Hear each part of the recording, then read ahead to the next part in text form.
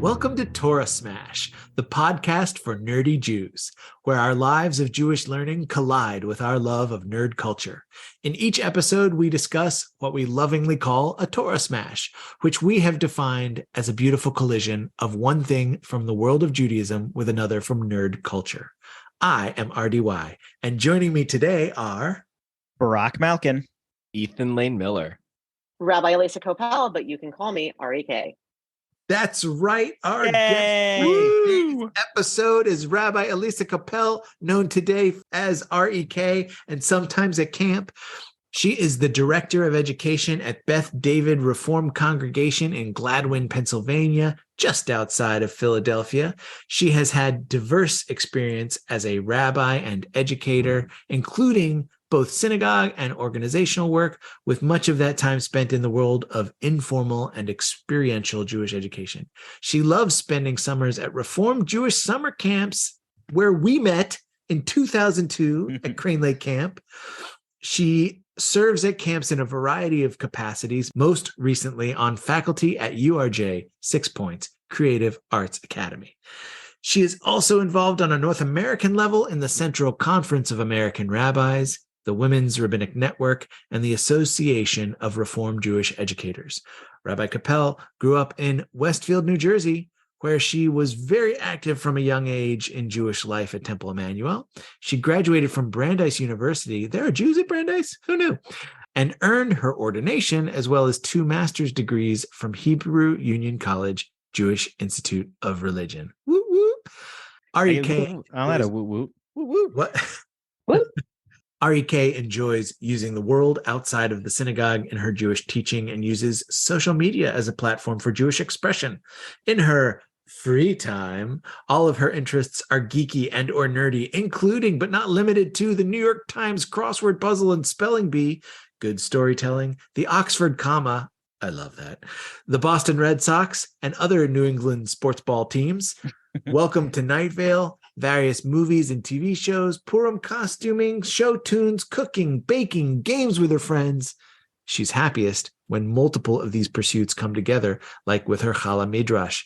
She also proudly drinks iced coffee year-round and makes me very jealous with her pictures of beautiful egg dishes regularly.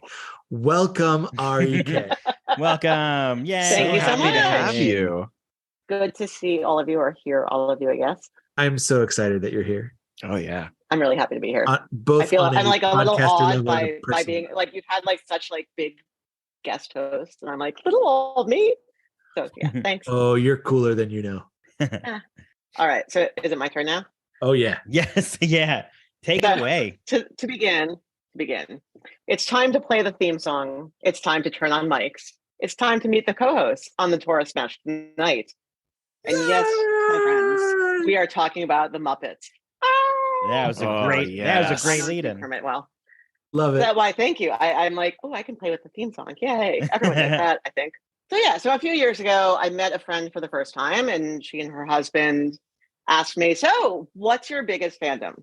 I'm like, "Oh, that's a great get to know you question. I'm going to start using that." And I went through a couple different answers, and then finally said, "Oh, wait, no, it's Muppets. The answer is Muppets." And so here I am to talk Muppets with you. I'm so Less excited. Poetic. Oh, my God. I I'm so am excited too. too. Talking about Muppets writ large and focusing more on Muppet Show Muppets than Sesame Street Muppets, but really all Muppets are good Muppets. If Fish So- wasn't my favorite band, it might be Dr. Teeth and the Electric Mayhem. Oh, they're a great band. That's when wait. Can I tell a side tangent story right there? Please. Are you asking permission? Aren't you? Yeah, I'm gonna ask Literally for- your podcast. please, rabbis, can I jump in here? My cousin at their B'nai Mitzvah had the DJ do this like who knows them best sort of game, and they got to what is their favorite band, and nobody was guessing it, and the DJ then gave a hint and said the initials are EM. And this isn't like a core memory for me, but I have a distinct memory of at that moment looking at my cousin and them looking straight at me and giving me this sort of just a face of, yep, it's that. And so I shouted out Dr. Teeth and the Electric Mayhem. Yeah. That's amazing. Absolutely. Shout out That's to amazing. Parker. So I know you just discussed this on your first episode, but in case answers have changed, and I honestly can't remember what any of you answered, who's your favorite Muppet? Oh, easy. Fozzie. Oh my God, so difficult. This was the first question my wife and I asked each other too, and her favorite is Beaker, if anybody's curious. Aw, My answer is also Beaker. Oh, nice. nice. I have so many. Do I have to have one? Yes. Pick a favorite or several favorites. Your call. So I have a soft spot in my heart for some for different reasons. I'm gonna go with Gonzo. Nice. Mm. Good choice. Wait, All right. REK, who's yours? So I'm going to go with Statler and Waldorf. I like them both equally Good You choice. got like two. making Why sure- did I get two? because they like go together. You almost never have one without the other. Gonzo and Camilla.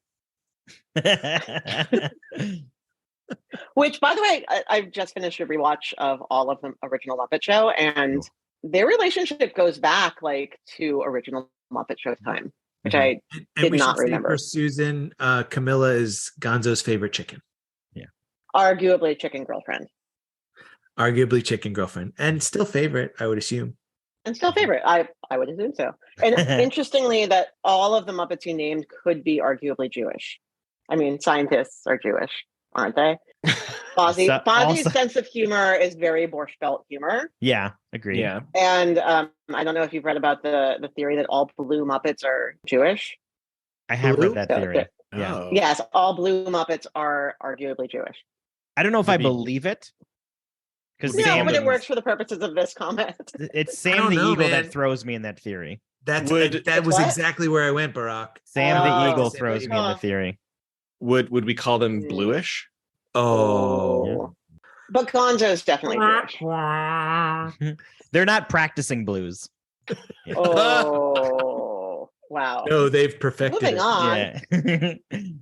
Moving on. Although I will note that Grover is canonically Jewish. Oh, Like, because of- Oh. like in some of the books, he actually talks about like he goes to his family's Seder, and there's a couple other places where it comes up that he is like actually Jewish. Is he the only one? Does he cross over into Shalom Sesame? yeah, Grover's and Shalom Yes. Sesame. Interesting. And now we know why. Uh-huh. Ah. But Grover is on Sesame Street. Grover's a Sesame Street Muppet. Right, Yeah, but, but he crosses Shalom over Sesame- to Shalom Sesame. Yeah. Oh, I see. Shalom Yes. Sesame has its own. Oh, I see what you're saying because they're Characters. all like their own people. Okay, yeah. All right. What's like your earliest Muppetness that you remember in your own life?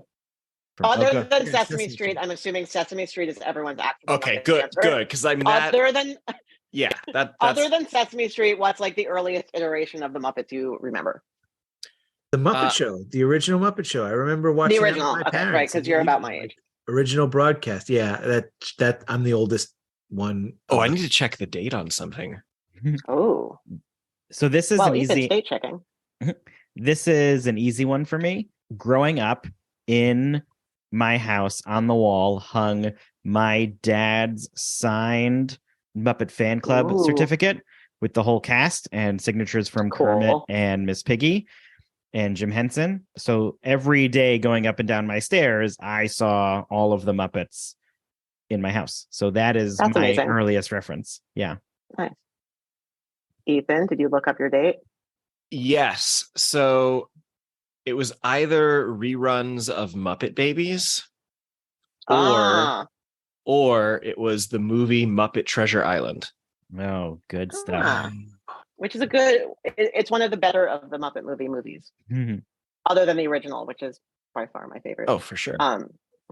So yeah, my answer would also be the Muppet Show, which I rewatched recently. I think I said that already. And wow, the 70s were a really weird time. Yeah, right. It did. Like, really, Yeah, it's crazy. super weird. And like the caliber of stars that they got on that show. It's on Disney Plus. You can look like really, really high level famous people who were Wasn't doing John the Denver like Muppet their Show. first? Was he in the first episode? I don't remember who was the first, and the order that they aired in the US is different than the order that they're on Disney Plus. I just looked it up. The first episode was Joel Grey. Yes. Oh, yeah.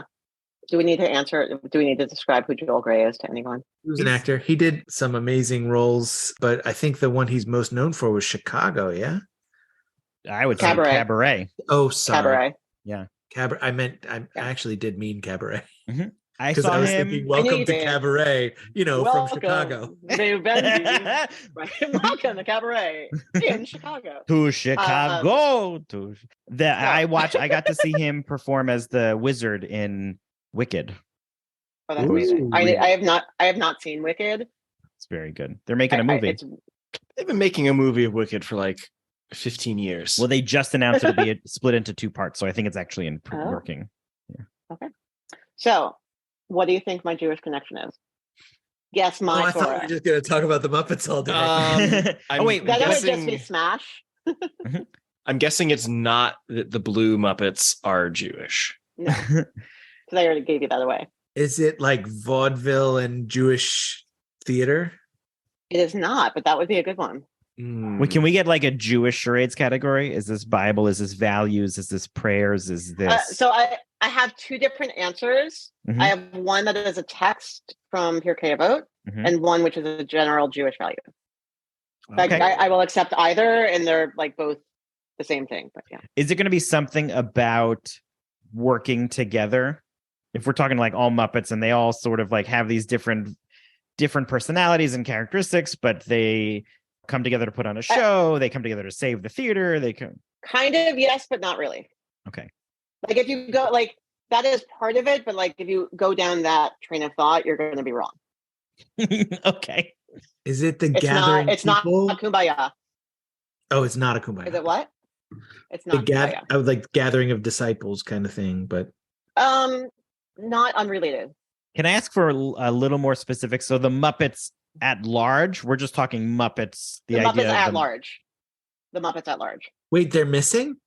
What? The Muppets are Muppets missing? are at large? Think about me and what you know about me in my career. Is it about Oh, I know. taking on multiple roles, on being dynamic, being creative, being great? Because all those do describe you. I have a one word. Thanks. I have a one word, and some I hope of those, yes, but what's your one word? Hevruta. No, but that would be good. Oh, Does it And not totally unrelated. I'm trying to come at it from a different angle now. Does it have to do with I like hear you like dancing over there. I'm dancing. Does it have to do with like how one person plays multiple roles as a Muppet? Okay, I'm saying no just because Not really. Like I could argue my way into making that fit, but no. You're thinking way too. can you narrow us with your area? or Vegas. Unnarrow, widen us. Again, think about the main portion of my career.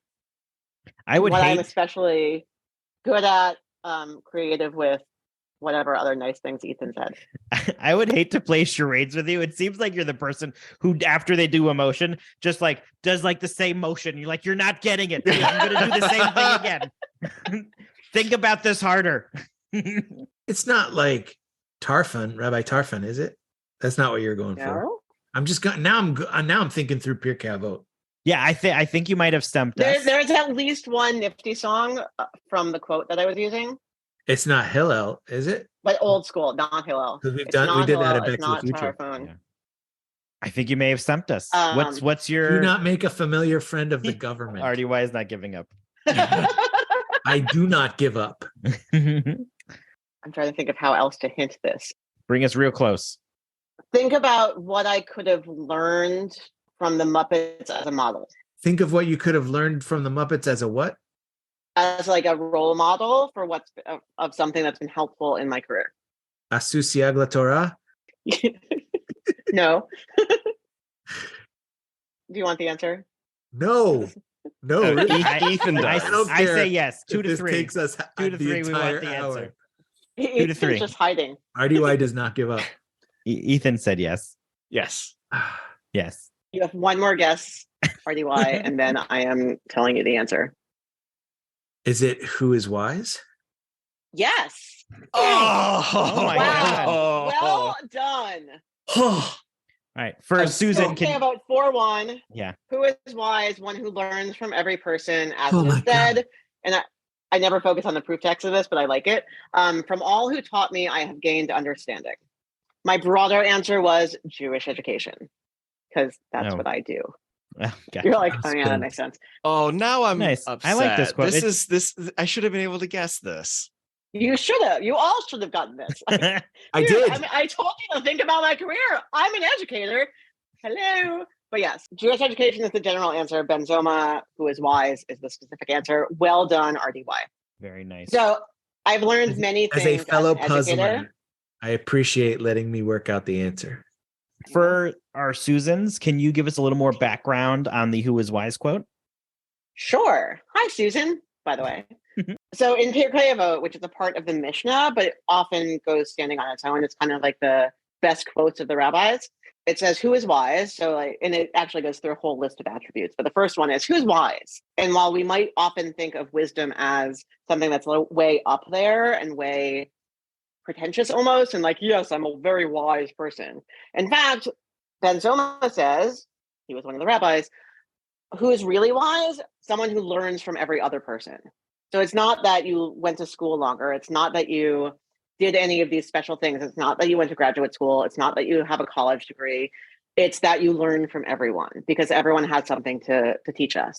And it gives us a proof text, kind of a quote from the Bible that proves that it's right, or proves that it's connected, is, from all who taught me, I have gained understanding. So in order to really get understanding, we need to learn from all other people, or all other Muppets, as the case may be.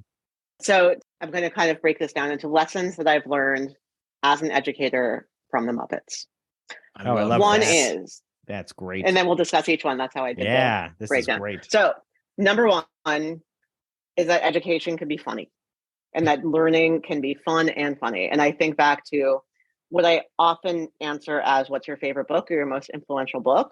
What I often answer is The Monster at the End of This Book, because that is the book where I learned that books and reading can be hilarious. And that is really it's really a funny book.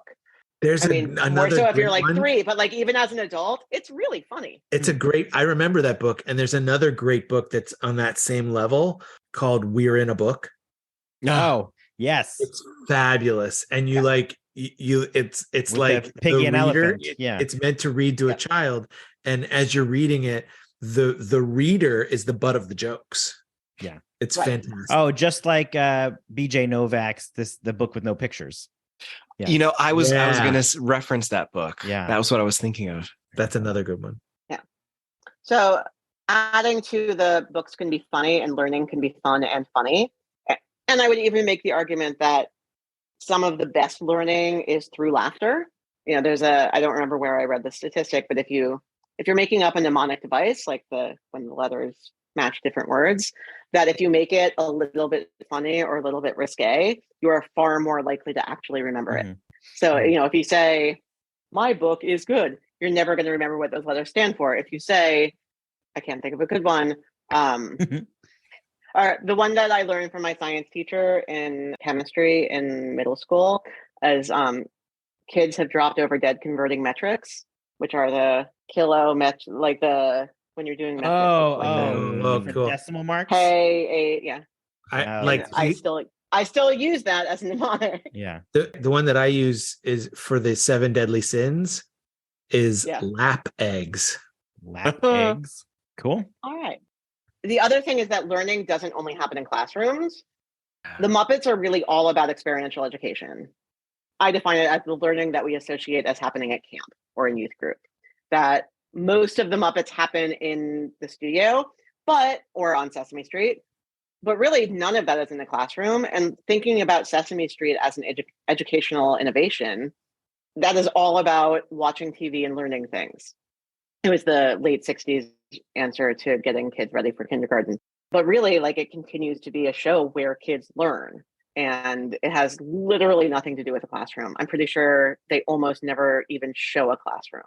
I'm sure there is one episode and someone's going to say, no, there's that one. Someone's going to actually me on that and whatever. By and large, they are not in classrooms. They are just learning from the world. Having my experiences knowing you, REK, through the experiential lens, I'm loving this through Nifty, through camp.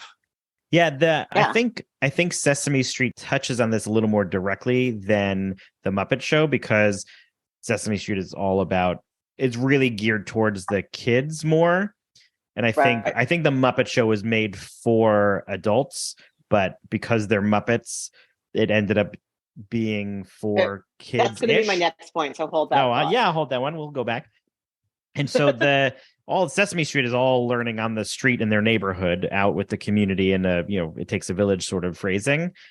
But the Muppets are teaching us, and all of these outside of their theater, out of their classic theater, they love to explore other areas. And I often, when I give examples on why I love when universes come together, like with Torah Smash about Judaism and nerddom, often I will reference the Muppets as another really great property that does awesome smashes with, if you take the Muppets and the Pirates, you get Muppet Treasure Island. If you take the Muppets in space, the Muppets with Wizard of Oz, they have done so many really awesome things when two different worlds come together.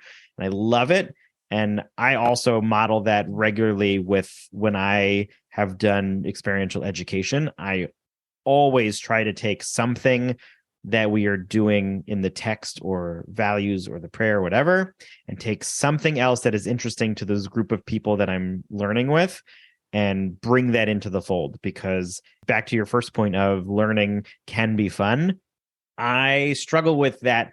There seems to be this negative connotation around learning and education, but learning can be fun because people just talk about schooling and education as this really boring thing that you have to do, instead of stepping back and realizing the benefits of exploration and creativity and getting outside of your bubble and your box to discover these things. So I love that the Muppets do that all the time. It's one of the reasons why I enjoy them.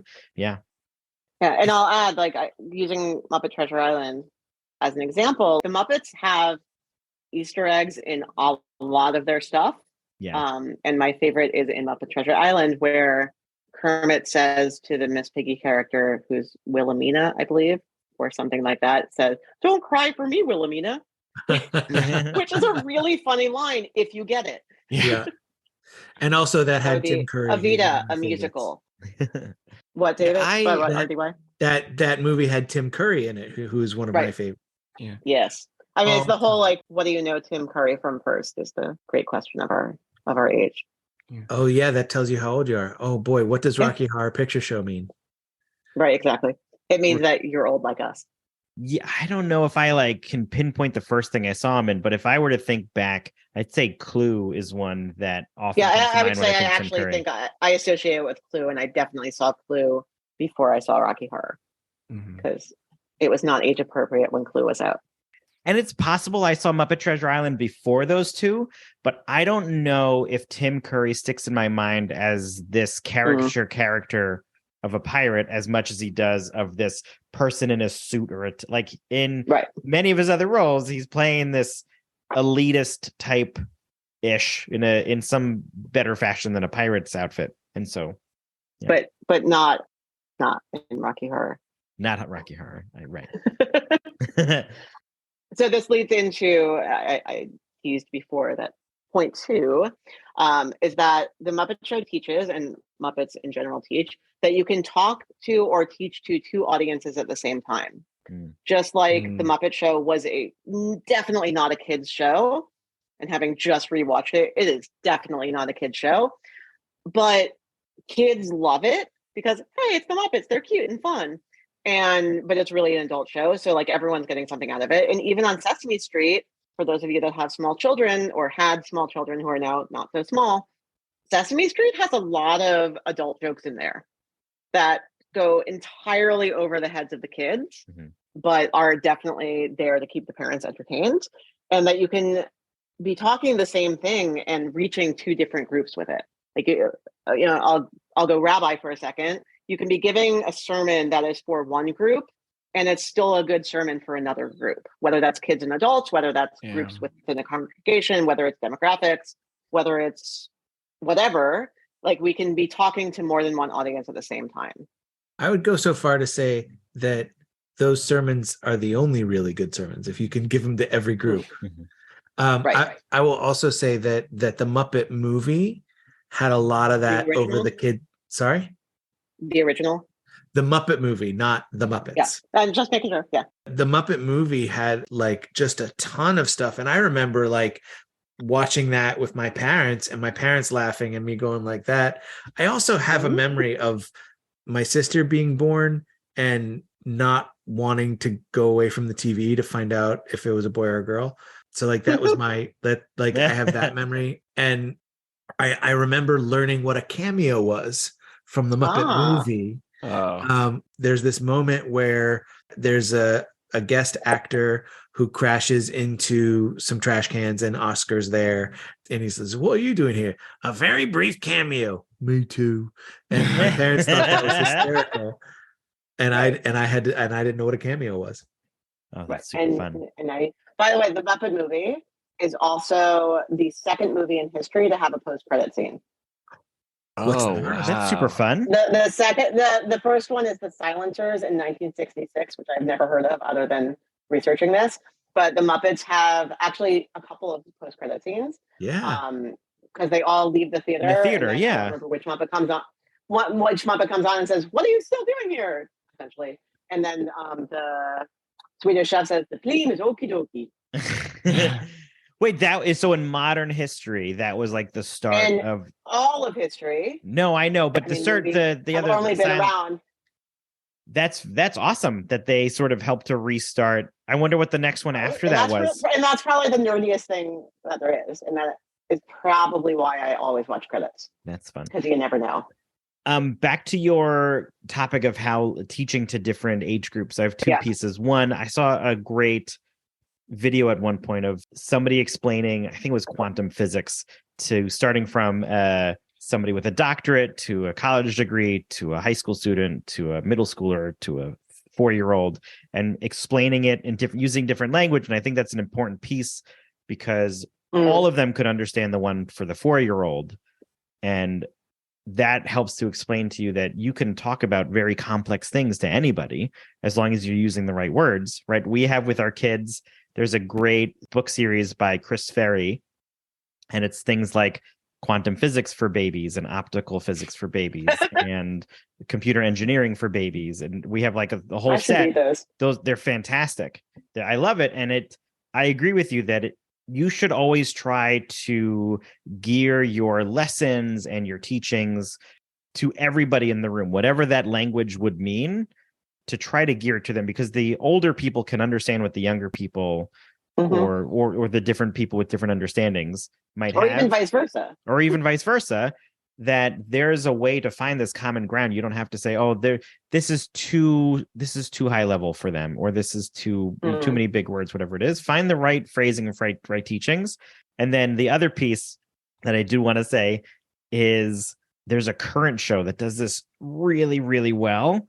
It's called Bluey. Yes. And I've never watched it, but I know that I should. I know I need to watch like one episode. I don't need to watch more than one episode. No, it is my new favorite show. I've already watched all of the available episodes on Disney Plus. It's on Disney Plus, right? Yeah. And every episode, I will say, has what I call a show for the kids and a show for the adults. And each one, there's 2 storylines going on. And I definitely cried in at least 4 different episodes because of that storyline that the parents are watching. Right. And the kids just think it's a really funny show. My kid laughed all the time. They do a really great job of creating something for different audiences as well. So needed to throw that out there.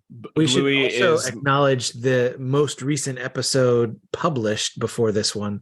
It was on the 4 Children of the Passover Seder, which is another example of speaking to different audiences. It's funny. I almost used that as my Jewish text, and I'm glad I didn't. Something that's resonating with me in my professional life is a discussion I've been having recently about what does Shabbat look like at a JCC day camp, where our community is anywhere from decently observant Jews to friends of Jews who are happy to be JCC members, but have never set foot in a synagogue in their entire life and only know about Judaism from TV. And so as I think about camp this summer, one of the questions is, what does it mean to observe Shabbat? How do we observe Shabbat for a community with such a wide range of experience? Yeah, when I was the assistant director at SciTech, I had to work with all of the lead instructors because when people come into and this is not Jewish education, but this is just other education, you have people coming in that have spent years doing computer programming, and sometimes this is their first one in the door, but they're separated by age group. So making sure that you're teaching to all of those at the same time, there's a way to do it where nobody feels they're too far ahead, nobody feels like they're too far behind.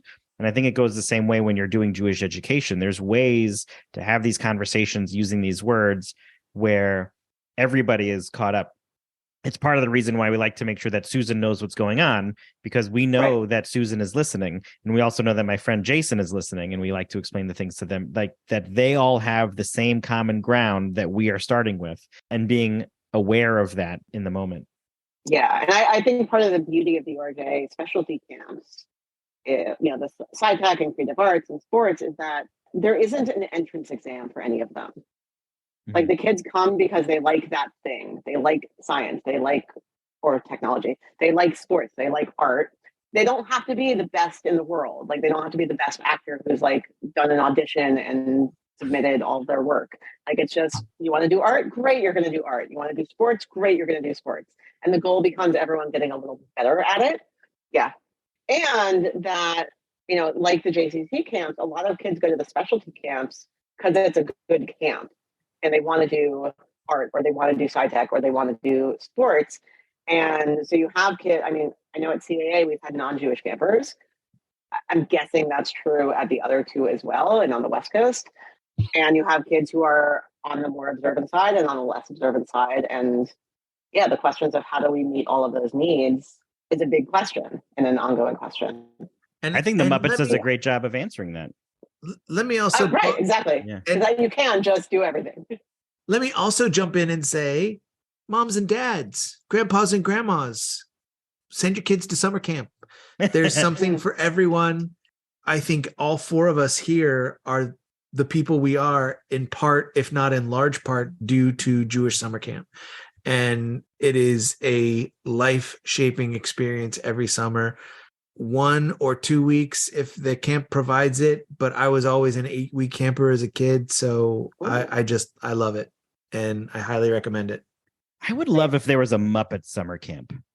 Oh my god, I would so. I think we just came up with something. This would be amazing. That would be great. I think URJ 6-point CAA should do Muppets this year. Super fun. I think that's a great idea. I'll talk to Jay, the new director. Yeah. Shout out to Jay. Listener. Hi, Jay. I'll tell him to listen. But yeah, like, in Hebrew school, we have these same questions of, you have the kids who are super easy learners and come to services every week and know all the prayers. And you have kids who are not as quick as picking up the Hebrew and don't care as much and don't really want to be there. And like, how do you teach them both in the same classroom? Or, how do you reach all of them and keep everyone interested and keep everyone learning something? Like, no matter how much you know, you can still learn something. I think part of it's on the educator. You have to be paying attention and listening and observing what's going on with the people you're learning with and teaching. Because if somebody is there outside of your bubble, it's obvious. And the Muppets had a number of episodes where they dealt with that sort of thing of some sort of outsider, and how do you make sure that they're welcome? So go and reference as whichever one of those you want. Well, every episode of the Muppet Show, because they always had a special guest. Oh, that's true. Who was like and the little guest, unsure. And the guest was always an outsider. That's true. And like in most of the episodes, they would come to like the front desk, and the old guy who's at the coat check guy would be like, "Hey, what are you doing here?" And then they'd be like, "Oh, I'm here for the show." Like, "Oh," and then make some dumb joke, but like literally, it was all about welcoming someone every time. Yeah. So lesson 3. Quick question, Elisa. I'm very sorry. Yeah, sure. As the guest host of this podcast, have we been properly welcoming to you? Absolutely. I have felt entirely welcomed. I had, you were great with sending emails beforehand to explain the process and what was going on and all of that, and making sure that I understood it, and got on early, and you gave me all of the things that I needed to know last minute. And it helped that I know all three of you. Yeah. From different, I'm glad. I've known you all for a while, and I've known you all in different parts of the same life. Like, you're all from my like Jewish nerdy campy life. but I know you all for like 3 separate parts of that. It's a little weird. But yeah. One of my favorite Um, areas in which I know you is the CCAR conventions, during which at every business session, we can rely on you to correct our grammar and make sure that whatever we're voting on has all the commas in the right places, that good. the verbs match the nouns, and that everything is written in It's a true. language that I is am the grammar CCAR acceptable. That is it's true. highly And needed. It's such a joy. I can't to read the point that I've actually gotten emails from presidents of the CCAR to say, I just want to run this by you before the convention. And then if whenever I get up with a comment, like with an actual comment about something we're voting on, I do need to preface it with, this is not about grammar. Because otherwise I've they heard you say start that. getting I mad at me. can confirm. Yeah. Okay, so getting back to the actual show we're doing, part 3. Everyone can be a Muppet, and a Muppet can be anyone. And even on one of my other favorite fandoms is Buffy the Vampire Slayer, and not on Buffy, but on Angel, which was a spinoff. Mhm. Angel becomes a Muppet in one of the episodes. It's called Smile Time. It is one of the best episodes of the entire show. You don't really need to watch the rest of the show to enjoy it. So find whatever it's on and watch that episode. And in the newer Muppet movie, or the Muppets, whatever it was called, the whole question of, are you a man or a Muppet? And I'm not sure they answered which is better, being a man or a Muppet. So I want to know what y'all think. I was going to ask this question. I lived in Texas, and therefore I say y'all now. That was my little. I actually had this question set up to ask from my cousin Craig. I have this listed at the end. He's like, make sure you ask people if they're a manly Muppet or a Muppet of a man. I think that's my favorite And part. for the purposes of this conversation, man means person. Yes. It's just too good a lyric to actually change it. And because the person singing it originally identifies as a man. Also that. The favorite part for me of the song was when they start to switch over that Brock just alluded to, where like, I'm a manly Muppet, I'm a Muppet of a man. That was my favorite part of the song, because like, aren't we all a little bit of everything? Aren't we all a little smashed? I see what you did there. That was nice. Doing your little victory dance there. Wait, does anybody here consider themselves leaning one way or the other? You mean being a man or a Muppet? Yeah. I mean, I have to feel like, going back to camp, to do camp, you've kind of got to be an amalgamation of everything. Yes. Yeah. I think to be successful in many, many lines of life, you need to be a little bit of both.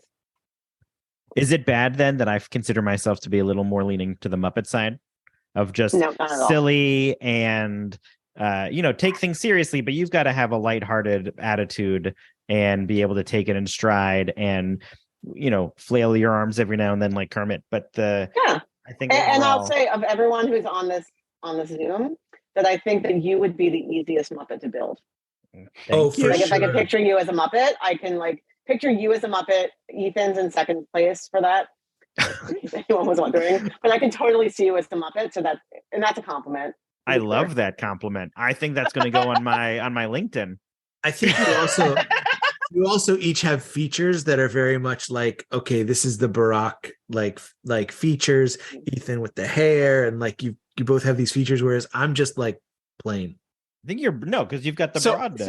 I'm beautiful. But of everybody on this call, RDY, I've never seen you from the waist down. I don't know that you have legs. To me, you are a Muppet. You are possibly the most Muppet of everybody here. You've never met? Not in person. Not in person. We've only seen each other on Zoom. Next year in Jerusalem. Amen. I'm just gonna go with that. I'm gonna be like, yes, stay down. You stay down. Just everybody. He's pointing to his Muppeteer below the stage. Right. And by the way, on a couple episodes ago, RDY, you had mentioned that Swedish Chef is the only Muppet that has human hands, and that is accurate.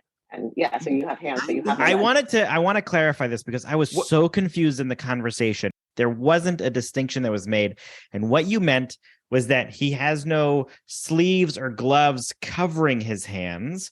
And that all of those other characters you talked about have human hands managing them. It's not like stick finger hands. But his hands are Muppet hands. The as hands opposed that to you see puppet hands.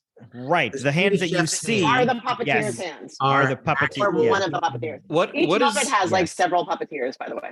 Yes. what is the opposite of being well actually'd? Because I think that's what just happened. Where I sort of caved You and know, we need to said, find. No, we need it to wasn't figure a out the well word for actually it. you're wrong. This was a you're right. Let me reinforce that you're right. Well, That's called being a actually, good you're educator. Oh. Yeah. Yeah. after the episode, I went and I researched and I was like, what is he talking about? But now I know. I understand now Right. completely. Rolf the dog occasionally has a human playing piano for him, but it's not the same Muppet setup. Right. No, but it's still his and hands I- are in like Rolf gloves. That's the piece. Like the chef's hands are exposed and you can Right, see but his it's hands. only on certain scenes. Usually Rolf is just playing by pounding Yeah, the it keys. just does Yeah, this. yeah, yeah. But like if they show the occasional times that they show like actual keys being pressed by fingers, They're Muppet but it's dog not hands. the same that Rolf Swedish has Chef is always. Rolf has 4 fingers and thumbs, and Most Muppets have, right?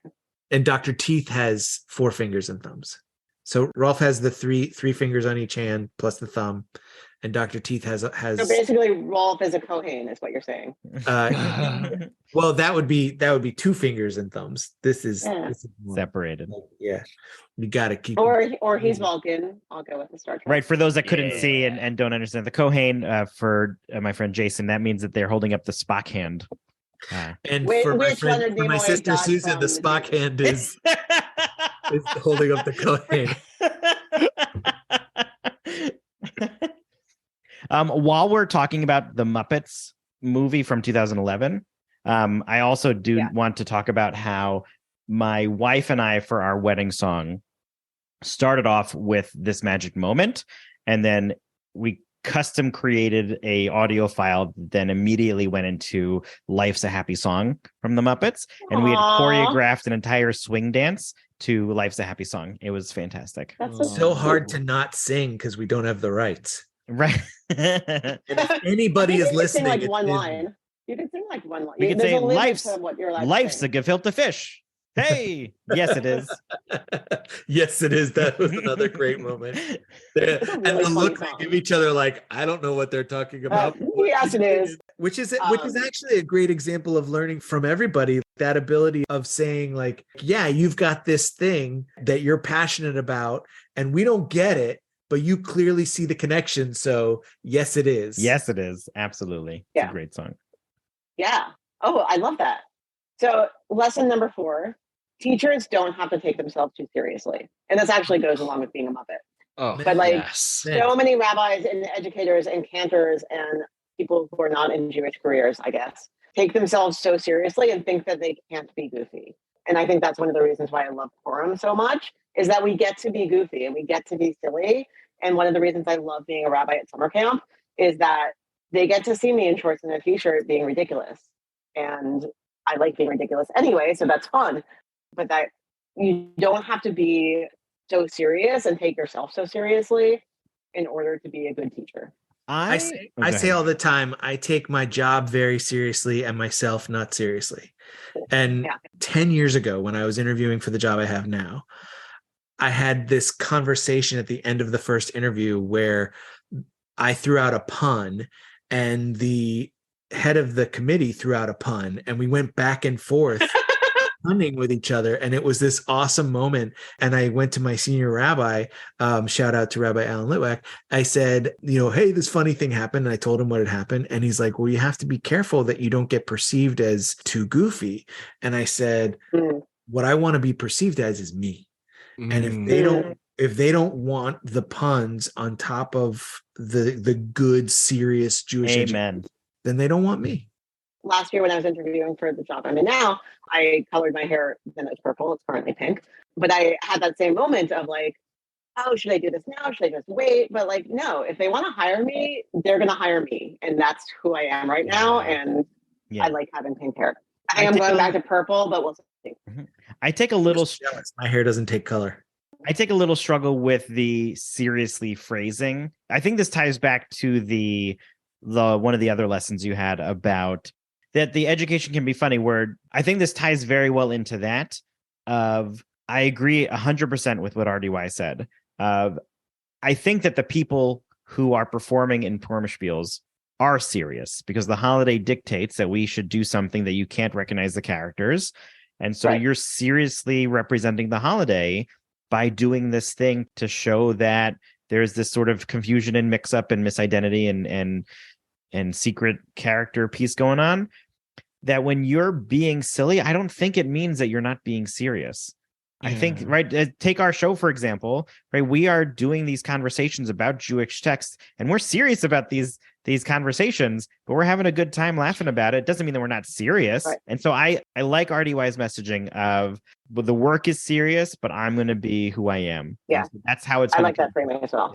Yeah. When I worked with Nifty, one of the things I really tried to reinforce with the regional board was I take having fun very seriously.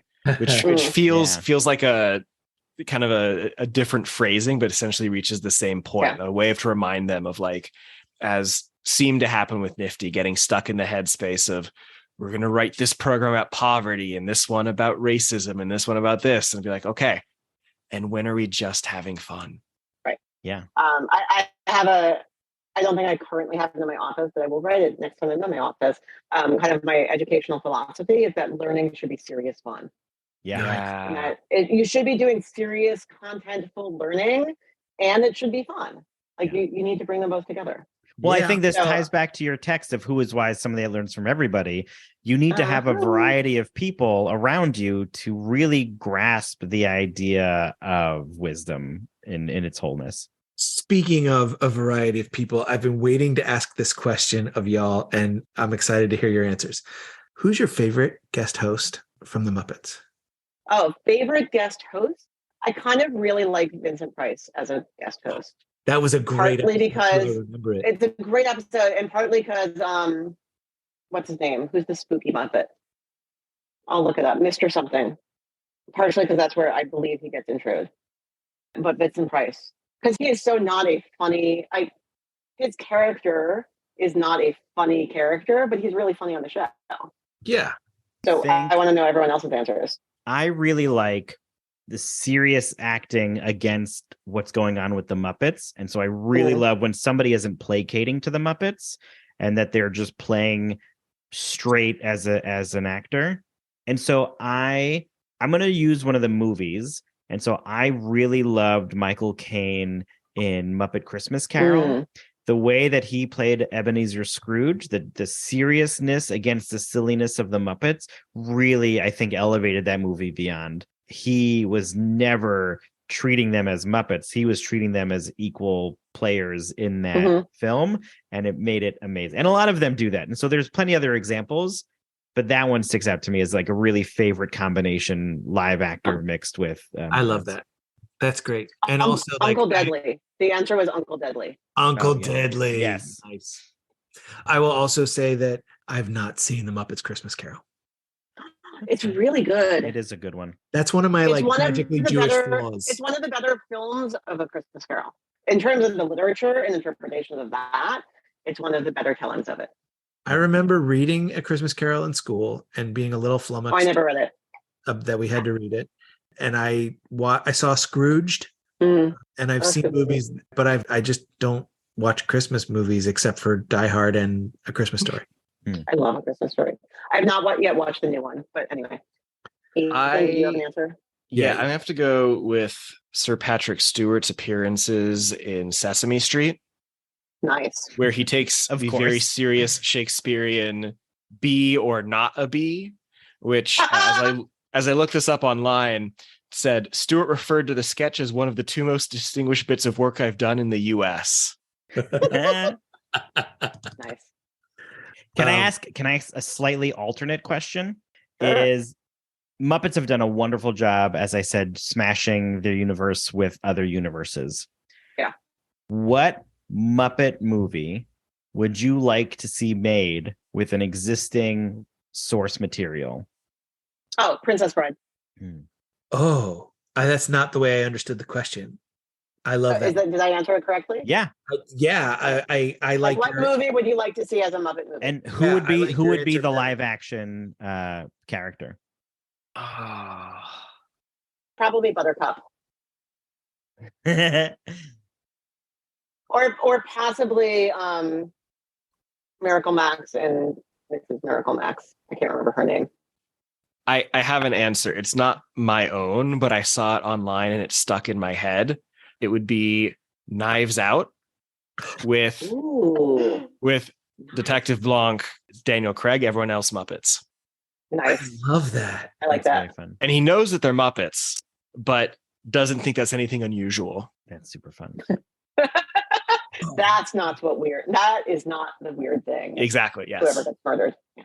That's fat. And I was going like action movie. I was thinking like John Wick, but like maybe going the other way where like only John Wick is a Muppet. Ooh. And maybe some of like the only higher ups of John, the one council, Muppet. where like but everyone thinks it's just normal. And maybe like his wife and the dog were Muppets as well. Jeez. Oh, these are great answers. I would love to see. Also, my other answer is Sound of Music. Sound of Very Music. nice. Yeah, with no humans. They're all Muppets. I'd love to see a Don Quixote Muppets. Of course you would. Of course I would. I know. Of course you would. Yeah, that'd be fantastic. Nice. But going back, one of the things I love about the Muppet Show is seeing how the guest hosts interact with the Muppets. And some of them don't know what to do, but most of them, and some of them are like totally enamored and are geeking out. And some of them just have fun with it and like play off the Muppet and like, and it's brilliant to see how the Muppets make the host comfortable, like as an actor, not as like the character of the host. I have one more point. There was an interview with one of the guest hosts of the Muppets. I don't remember who it was. I want to say Elton John, but I could be totally wrong. Where he said that they work really hard to make sure the guest host is comfortable in the world. Yep. And he also said, if it was him, you don't look at Kermit and see Kermit as an extension of Jim Henson. Yeah. You see Kermit as Kermit, and Jim Henson will not look at you. He will only have Kermit look at you. And Alava Shalom, by the way. And just like such a brilliant dedication to that craft. Yeah. Yeah. And for another example of that category, Emmett Otter's Jug Band Christmas, which I think is a fantastic Hanukkah movie. Seriously, I think it's more Jewish than Christian. But there's an outtakes reel from it, which is some of the hardest I've laughed in a decade or so. Look it up, Emmett Otter outtakes. It's really funny because Muppets don't really have outtakes because the whole thing. They're not human. All right. So my last point of things I've learned from the Muppets before my conclusion is that everyone gets included. Kermit never says, no, you can't be on the show. It might be not right now, you need to do it later. But it's always, yes, you can have a place, you can have a part. Everyone gets to have a part, no matter how weird they are, no matter how other they are, no matter what they look like or sound like or do, everyone gets to have a part. Even Scooter. I was going to mention Scooter. Even Scooter, who might only have a part because his uncle owns the theater. Right. I'm enough of a geek to know that everyone gets to have their part, and I think that's so true. That should be so true for Jewish education, that everyone gets to have their part in the classroom and everyone gets to have their moment of shining and being a star. I love this. Beautiful. Yeah, absolutely. I will say though that Scooter often subtly strong arms Kermit into letting him be a part of the show in the first few episodes. That there's often, oh, my uncle's gonna be so sad to hear about that. No. Oh, well, you can go on next. Like we have this for you.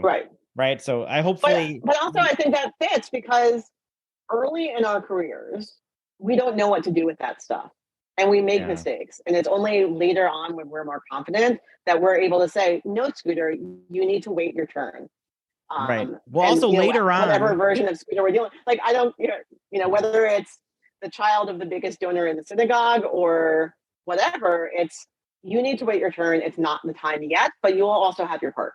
Right. Or eventually, Scooter becomes. Do you have a minute when you have your hand on the exit door? Right. Scooter eventually becomes just a regular part of that crew as opposed to the strong-armed my uncle owns a theater. And so eventually they learned it's not just nepotism. That is not just nepotism, that he had a space and that they created that space for him. Yeah, it's awesome. So, in conclusion, unless someone else wants to ask a question, because that's what usually happens at the end of the episodes, it seems like, that one of the hardest things for me as a younger educator was transitions, and especially in teaching, that I never knew how to get from point A to point B without it being super awkward. And years ago, and I'm going to date myself with this, I had the Time Life series of VHS tapes of the Muppet Show, because that was a thing that existed for a time. And they had voiceover on it, and they had like, I guess the director's cut of like people talking about making that episode. And one of my favorite moments of it, I think it was Jim Henson's son who was saying it, this was years after Henson had died, was that Henson had this great theory that it's really hard to end a sketch. When you're not able to end the sketch, just blow something up. That's why Crazy Harry exists as a character. And it's so true. Like sometimes you don't know how to end this lesson, have a dance party, do something weird, have something that just breaks that up and goes on to the next part. That we can embrace the transitions being weird and not actually blow things up unless you're at SciTech, but to figuratively blow things up when we're trying to get a point across. I love Barack, that. Yeah. will you please insert a sound effect of blowing up right at the end of the episode? Yeah. That's great. Excellent. I love that. This Thanks is a wonderful. for having me. Yeah. Do you have Thank anything? you. No, this was wonderful. Do you have anything that you'd like to shout out in perpetuity? Any plugs you have? Any communities you want to say hi to? We've already plugged Jewish Summer Camp, but I will reiterate that. You know, I definitely feel that there is a camp for every person. Some people find it, some people don't. Some people give up after one try. But Jewish Summer Camp, it's awesome. You should try it. Seconded. Beth David Reformed Congregation in Gladwin, Pennsylvania. Shout out. I'm really enjoying my time there. It's a great community. Yeah. I'm sure there are other things that I'm going to regret not shouting out, but I'll do it. That's a tag them in the post when it goes live. Yeah, absolutely. Hashtag shout out. Yeah. Awesome. Well, that'll do it for this episode of Torah Smash. Our fiscal sponsor is Jewish Creativity International. Our theme music was created by Sean Fogel. You can check out Sean's bands and studio work at www.thesleepywest.com. If you enjoyed today's episode, be sure to rate and review us wherever you listen. It helps others find us and is an excellent way to support the podcast. We want to hear from you and continue today's nerdy discussion. Go to torahsmash.com to find where to connect with us online, purchase swag from our store, support us with a donation, find previous episodes, and more. And I see our friends Statler and Waldorf have joined us. Well, fellas, did you enjoy listening to our Jewish and nerdy podcast? It's a completely different culture than our other podcasts. You said it. Everything here is immediately followed by lots of opinionated responses and sarcastic comments. Yep. We're finally where we belong. Ah.